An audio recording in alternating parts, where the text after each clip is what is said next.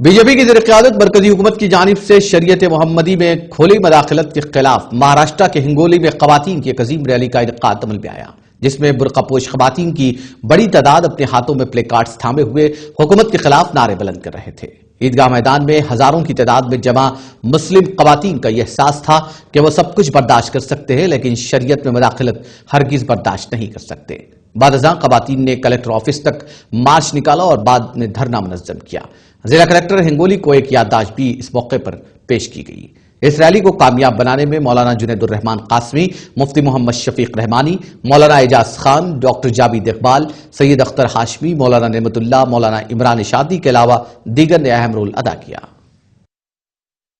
ہم تمام یہاں ہزاروں کی تعداد میں لیڈیز جمع ہیں اور کلکٹر آفس کے پاس ہی ہے، اور ہم اندر کلکٹر آفس میں ہم نے میمورنڈم پہنچا دیے ہیں کہ صرف ہمارا حکومت ہند سے یہ مطالبہ ہے کہ یہ جو 3 طلاق بل ہے یہ واپس لے لیا جائے، ہمیں یہ منظور نہیں ہے، ناقابل قبول ہے، اور یہ بات